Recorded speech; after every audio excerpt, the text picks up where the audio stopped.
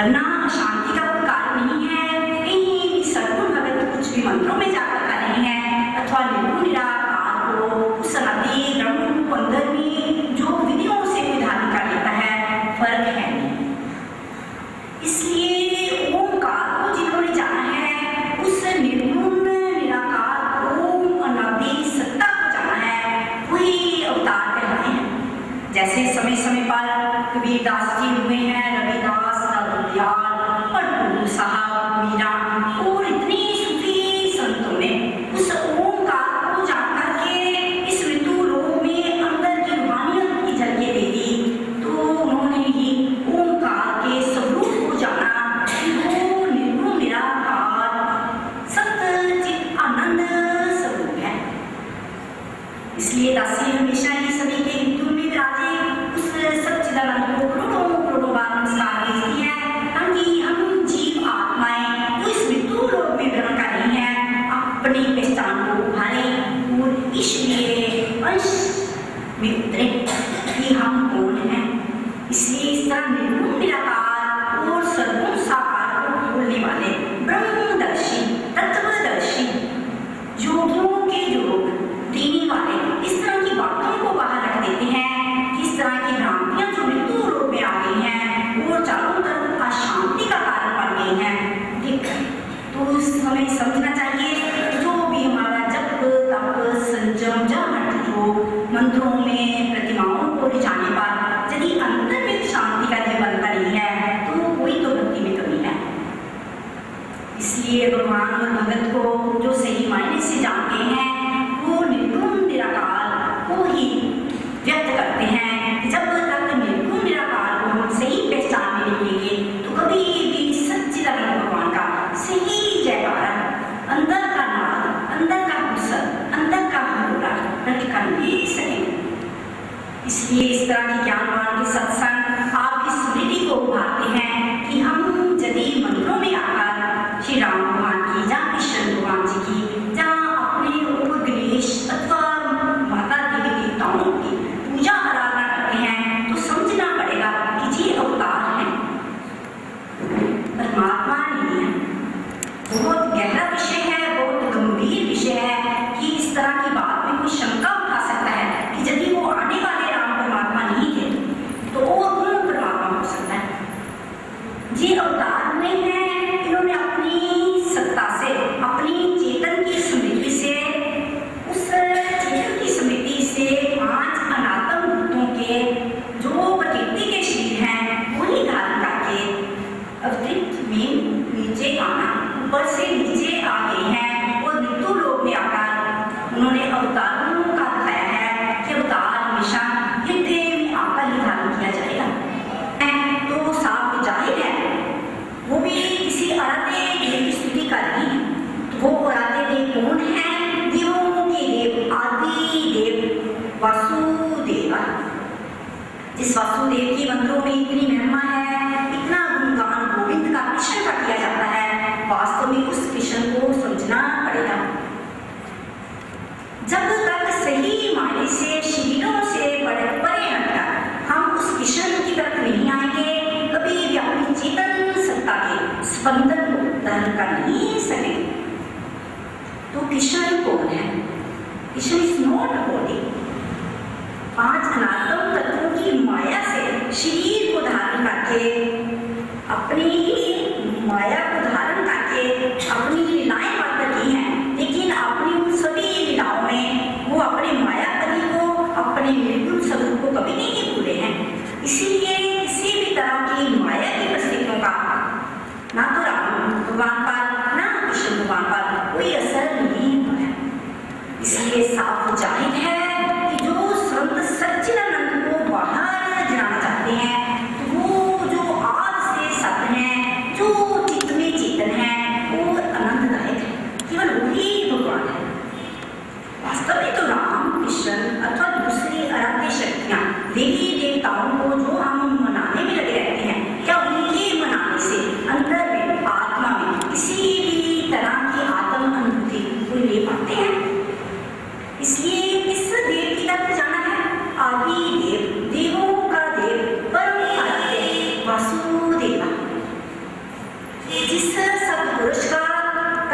Vision, attraction, आकर्षण, स्पंदन, जो शरीरों में स्पंदन देकर, अपना खिंचाव देकर, अपना आकर्षण देकर इस जड़ भय को चलाते हैं। यही गीता का ज्ञान है।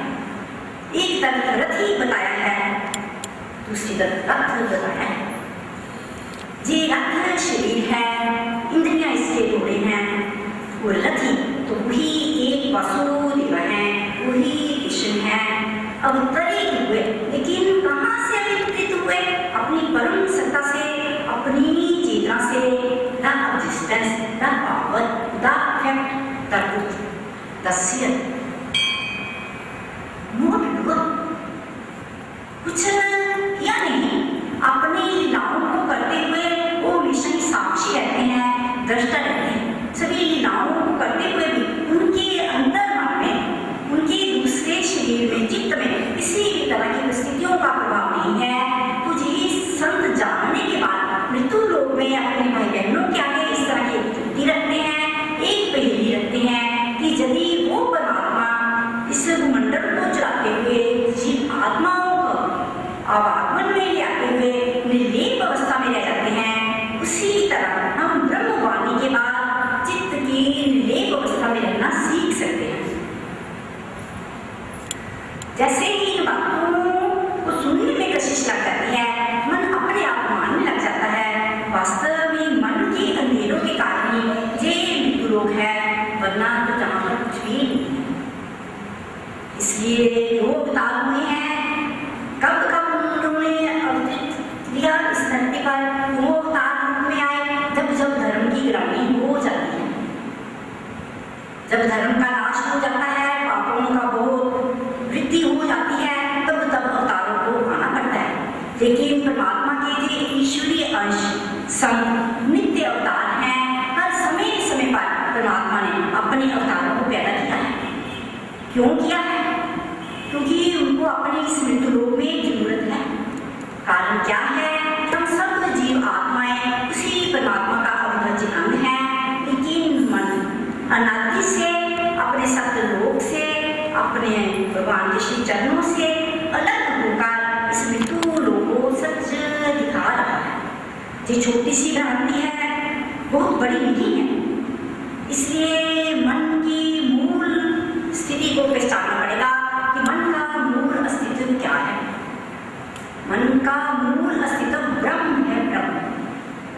ब्रह्म अर्थात परमात्मा, वो सुंदर पटारी जिसके सदके हम सब बैठे हैं, जिसके सदके हम बोल सकते हैं कोई एक्शन, कहीं आना जाना, आवागमन, नाते रिश्तों में पिछली प्रारब्ध का कराने वाले वासुदेवा कभी भी किसी से जुदा नहीं है, कभी भी जुदा हो सकते नहीं, कभी जुदा हो सकेंगे नहीं। देखो कितनी सुंदर से विचारणीय बात है कि किस परमात्मा की हमने खोज करनी, खोजना नहीं है, वो गुम नहीं हुए हैं, लेकिन जो दूरी हमने बनानी है उस दूरी को खुद ही खत्म करना पड़ेगा। दूरी क्यों बन गई है? मन की भ्रांतियों के कारण, धर्म, जाति, संप्रदायों के इतने ठप्पे जो मन में लगा रहा है कि मेरा ये धर्म है, मेरा ये धर्म है, मेरा ये गुरु है, मेरा ये अमुक नाम, जाति, वर्ण, संप्रदायों के मुताबिक जो भी लड़ाई झगड़े हैं, वास्तव में धर्म की सही पहचान ना बनने के कारण लड़ाई झगड़े हैं, वरना कोई लड़ाई झगड़ने का कारण ही नहीं है। यदि परमात्मा एक है, हम उसी में जीव आत्माएं रमन करती हैं, तो देखो ये शरीर कितनी सुजगता में आ सकते हैं कि हम अपने मूल को पहचानें। जब तक हम अपने मूल की सही पहचान में नहीं उतरेंगे, तो बाहर से चाहे कितने जो भी प्रतिमाओं के भगवानों को रिझाते हैं, या अपने गुरुओं से नाम दीक्षा लेकर उनको रिझाने की कोशिश करते रहते हैं, कभी भी अपने को रिझाएंगे ना, कुछ होने वाला नहीं है। इसलिए अपने ईश्वरीय अंश को जगाने की जरूरत है। हर मनुष्य में राजसी, तामसी और सात्विक प्रवृत्तियां समय समय पर बदलती रहती हैं। ऐसा नहीं है कि हर समय तामसिक वृत्तियों में ही मानव बदलता रहता है। तामसिक वृत्तियां कुछ समय तक आवेश डाल देती हैं, लेकिन फिर कभी वो राजसी वृत्तियाँ जैसे रुझान दीन में उतर जाता है, कभी मंदिरों गुरुद्वारों मस्जिदों में जाकर अपने इष्ट देवता को जाता है, सात्विकता के प्रमाणों मान लेता है। लेकिन ये ब्रह्मज्ञान त्रिगुणात्मक माया से सतोगुण रजोगुण और तमोगुण 3 तरह की प्रवृत्तियों से आपके मन को बने रखने की कला सिखाता है। फिर आप निर्गुण निराकार उसी ब्रह्म स्वरूप में अपने स्व की पहचान में उतर जाते हैं। हमारा स्व कौन सा है, सेल्फ क्या है, जो परमात्मा का है। यदि हम अवतार को हृदय में धारण करना चाहते हैं, जब बाहर से जो अवतार रूप में राम कृष्ण अथवा शिव भगवान को इष्ट रूप में लेकर ले जाते हैं, वास्तव में ये समझना पड़ेगा कि जो हमारा निर्गुण निराकार स्वरूप है, हमारा और भगवान का दो नहीं है, एक है। तभी तो परमात्मा एक कहलाने में आते हैं। सर्व निवासी हैं, कण कण वासी हैं, घट घट वासी हैं, तो एक है। अगम अगाध परब्रह्म सोए, जो जो कहे सो मुक्ता हुए, कहे नानक सुन मेरे मीता, सार जन्म की अष्टचक्र। साधु जनों की, फकीरों की अटपटी वाणी, धूल की वाणी, स्वरूप की वाणी अगम अगाध का इशारा देती है। जो अगम है, गमन दबाते हुए जीव आत्माओं को उनके चित्त की वृत्तियों के मुताबिक भ्रमण कराते हुए भी अलग ही रह जाते हैं। अगोचर सभी को प्रकाश देते हुए भी उस प्रकाश से आप परे ही रह जाते हैं। पर ब्रह्म से परे, 3 गुणों से परे, प्रकृति के सतोगुण रजोगुण तमोगुण से परे जो है वो वासुदेव हैं। कण कण में उस वासुदेव को देखने के लिए भक्तों ने समय समय पर क्या करना किया। जे देखो जितने भी भक्त हुए हैं, कैसे उन्होंने प्रेम की कथा से प्रेम में अंतर में लोट लाकर उसी निर्गुण निराकार ब्रह्म को एक जनाया है। एक वो परमात्मा कभी 2 थे नहीं, अब 2 है नहीं, आगे 2 होंगी नहीं। तो देखो इंसान ने, सजीव ने अपने मन के अधीन होकर इच्छाओं वासनाओं को इतना अपने ग्रहण कर लिया है कि अपने को कभी तो पापी कभी पुण्य बनाकर अपने स्व को बांध लिया है। तो स्व का भूल जाना, आजादी का आ जाना, देखो कितना सुखकारक है। हम बंधन जो खुद अपने मन की कानूनी हरकतों से बनाते हैं, उसमें कोई परमात्मा नहीं कुछ कर रहा है। जो भी इतना आवागमन है, इसमें परमात्मा का हाथ नहीं है। हम खुद से अपने चित्त के वृत्तियों के मुताबिक अनंत से इसी भूमंडल पर है। वो कोई परमात्मा छुड़ा नहीं सकता है। कोई संतों पीरों फकीरों ने भी आपको मृत्यु से छुड़ाना नहीं है, जब तक आप खुद से जानोगे नहीं कि आपका स्वरूप सत्यचित आनंददायक है। इसी एक बात की जरूरत से ही आप अपने को सब अर्थात जो आदि से साथ हैं, चित्त में जो चेतन और व्यापक हैं, वो आनंद देने वाले हैं, उसकी अनुभूति में ईश्वरीय अंश को पा सके।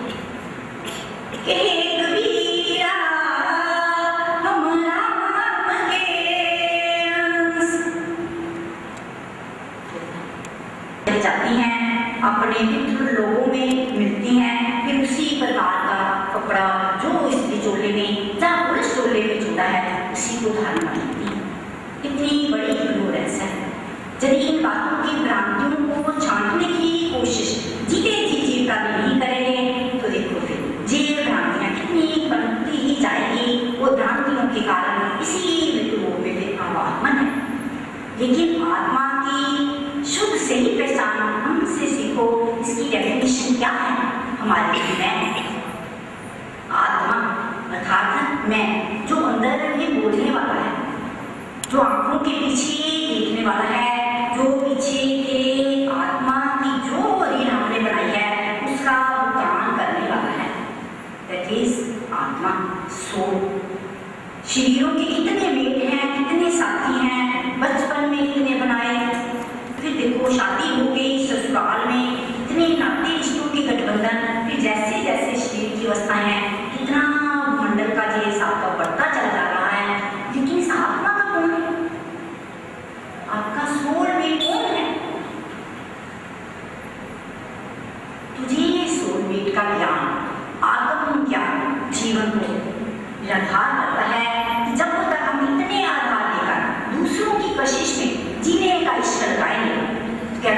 जीवन प्यारे का प्यार धारण कर सके? असंभव, असंभव। वैध भाव बन रहा है, संसार है, जैसे वैध से परे प्रेम में अंदर में उतर जाएंगे, निर्गुण निराकार में उतर जाएंगे, तो वही ब्रह्म है।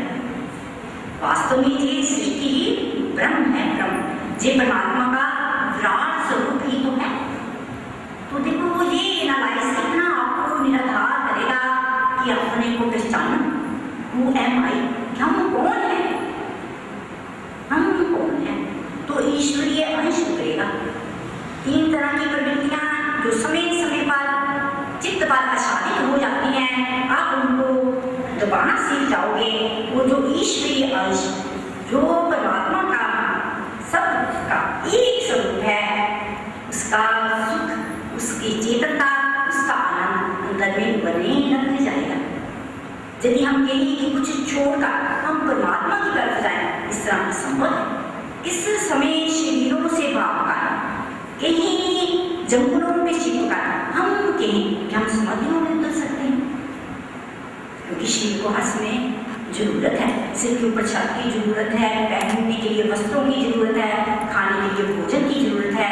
तो इस समय शरीर का कुछ छोड़कर हम कहें हम ध्यानस्थ हो सकते हैं। तो क्या समझना है कि जैसे मन का मूल ब्रह्म है, मन को समझना है। यदि मन का मूल ब्रह्म है तो क्या कोई कमी है? तो मन कितना सुंदर थर्मामीटर है जो पल पल सूझाती देता है कि हम क्या सोच रहे हैं। जहां से गीता शुरू होती है, यदि कोई गीता काल की बुलंद आवाज को थोड़ा स्वर में बोलने की कोशिश मत करेगा, उसका मन विचारों से खाली हो जाएगा और खाली मन जैसे ही सूत्र बन जाएगी, तो जो अंदर निर्गुण निराकार का अनंती का शब्द है, उस पर आपकी ही आत्मा स्वार हो जाएगी, परमात्मा की तरफ उड़ान ले जाएगी। इसलिए अपने को कभी भी पापी और पुण्य दो धंधों में नहीं बांटना चाहिए। अपने को कुछ समझना चाहिए कि किसी भी तरह ईश्वर के अंश बन जाए, जो सच्चित आनंद परमात्मा का इतना जयकार अंदर में करते हैं, तो हमको अनंत को नहीं है। तो किस परमात्मा को बाहर से प्रतिमा को रिझाने पर, इतना सब कुछ करने पर उसका कोई फल नहीं मिल रहा है, तो कारण क्या है? हमारे में इस तरह का स्वार्थ भाव है। स्वार्थ भाव से कोई भी की हुई भक्ति, कोई भी कामना, कोई भी जप, कोई भी तप सफल नहीं होता है। कारण क्या है? बीच में मैं का बनना, स्वार्थ का रख लेना। तो जैसे चित्त को और मन को इस तरह की सुजाती ईश्वरीय अंश की आ जाएगी, तो स्वार्थ के लिए तो कोई जगह है ही नहीं। प्रेम में कोई स्वार्थ नहीं है। जे प्रेम की भाषा, जे वाला परमात्मा का प्रेम, सच्चिदानंद की बातें आपके प्रेम अंश को उभारेगी। और जो मोह के मन के द्वंद है, उनका नाश हो जाएगा। मन का नाश है तो ब्रह्म का प्रकाश है। हम उसी प्रकाश के सदके तो जी नहीं, तो किस परमात्मा को खोजना है? कोई खोज सकता नहीं है। कारण क्या है? पिता का जन्म क्या जाने। जैसे शरीरों से पैदा किए के बच्चों को हम कितनी इस तरह की कहानियां सुनाते जाएं, अपने जन्म के बारे या अपने नाते रिश्तों के जन्म के बारे सुनाते जाएं, हंसे किस्म का मजाक करेंगे, ये अटपटी बातें बता रही हैं, उनको उसमें कोई रुचि नहीं होगी, वो तरफ हो जाएंगे। उसी तरह संत कहते हैं कि पिता का जन्म क्या जाने, वो अनादि परमात्मा परम सत्ता चैतन्यता, जिस चैतन्यता के सदके केवल यही एक मृत्यु नहीं खड़ा है, और भी इतने प्रभु के देव दैवी लोग हैं, स्वर्ग लोग हैं, जो कर सातल धरातल इतना प्रभु का पसारा है, तो कौन जीव प्राणी उस अनंती सत्ता को खोजेगा? असंभव, इम्पॉसिबल। लेकिन जो अपनी दूरी बना ली है, मन ने भ्रांतियों में आकर अपने अलग दायरे मन के बना लिए हैं, उनको तोड़ना पड़ेगा। कभी सत्संग है नहीं जहां पर मन की दीवार है। मेरा जीव भगवान है, मेरा जीव भगवान मेरा नहीं है, मैं ही तो हूँ।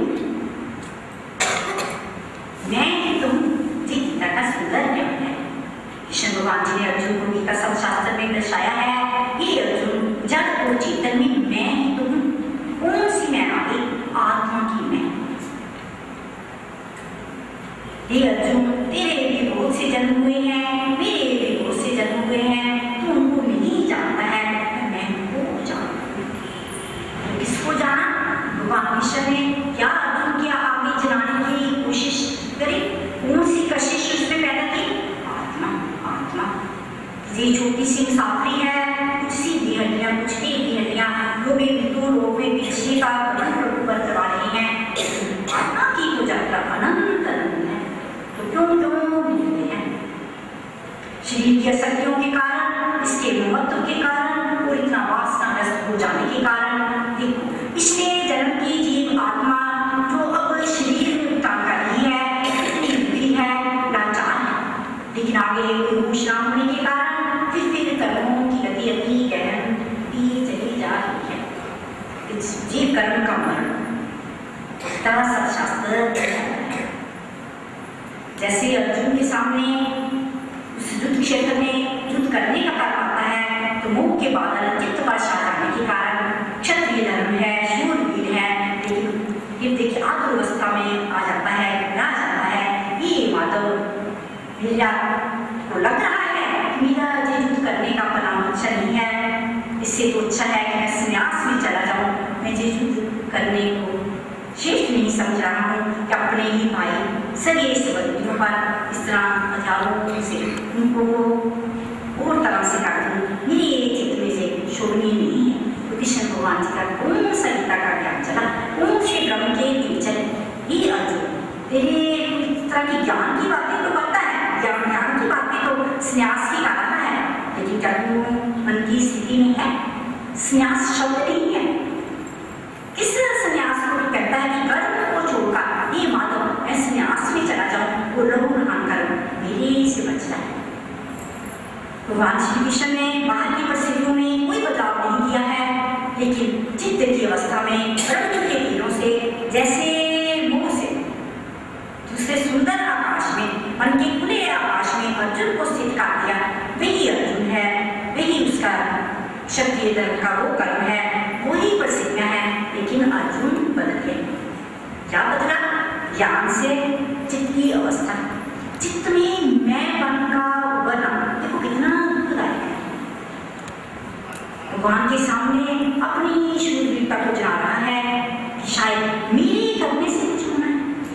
देखो कर्म का मरण अति गहन है, गीता बहुत गहरा विषय है, लेकिन जो गीता शास्त्र को सही थोड़ा सा भी मनन में उतारेगा तो मन का भी उतना नहीं रह सकेगा कि मन की इतनी मैं पड़ जाए।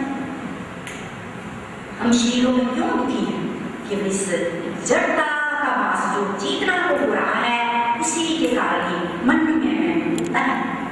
यदि हम इस जीव आत्मा को शाश्वत स्थिति में रखने की थोड़ी सी कशिश में आ जाएंगे, तो एक तरफ जो जड़ शरीर है, उसी तरफ चेतन आत्मा है, अर्थात ओम तत्व सत्य है, चैतन्यता है, जिसके सत्य जी रही है, तो बीच में मन की द्वार छट करती है। मन तो जो स्वरूप है तो अपना पहचान, मन ज्योत से अलग हुआ है, अधिष्ठान ब्रह्म से अलग हुआ है, त्रिपुटी से झुकर इस ऋतु लोक में अपना घर ढूंढ रहा है। इसको इस ऋतु लोक में कहीं भी आराम है नहीं। कारण क्या है? बहुत ऊंचे घर की वस्तु है।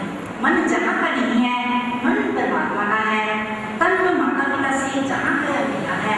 इसलिए ज्ञान को समझ जाने के बाद शरीर की जो अवस्थाएं हैं उसमें दुखी सुखी ना होते हुए चित्त की अवस्था में अपने सत्य चित्त आनंद को उभारना सीख जाते हैं। मन को चित्त की अवस्था पर शांत रहना ही सब कुछ है।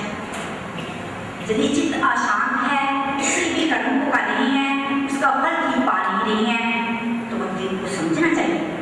यदि किसी कोई भक्ति मार्ग में है, जहाँ निष्काम कर्म मार्ग में है अथवा ज्ञान मार्ग में है, यदि चित्त के अंदर कर्म का फल समझ में नहीं आ रहा है, तो भक्ति दोषपूर्ण है। इसलिए निर्दोष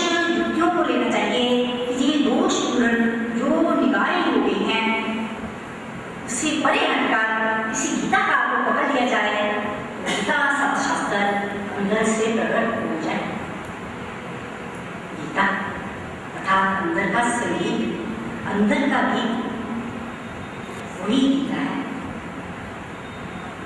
आत्मा की बात है तो फिर आत्मा को जान जाएंगे, असंभव। एक तरफ शरीर है, दूसरी तरफ ही आत्मा है, बीच में जीव आत्मा अर्थात जीव सबकॉन्शियस माइंड चित्त अंतर जो संभालना नहीं सीखते हैं, उसी के कारण ही तो दुख दर्द है, वरना तो कुछ भी नहीं। जे अंदर का संसार संत को देते हैं, अंदर का संसार जैसा है वैसे ही बाहर देखना जब सीख जाते हैं तो बाहर तो कुछ भी नहीं है। यही गीता का ज्ञान है। यदि वृक्ष है तो वृक्ष में ही तो है ना, सब कुछ बीज है, बीज है और वृक्ष कहने में दो है, शब्द दो है, वास्तव में तो अलग नहीं है।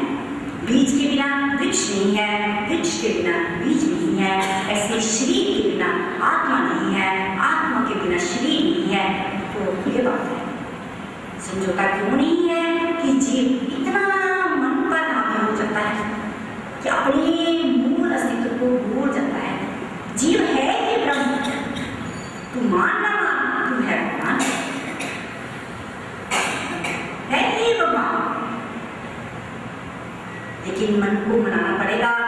यदि मन को मनाएंगे तुझे मन चलाएगा, तू जीवन उबर जाएगा।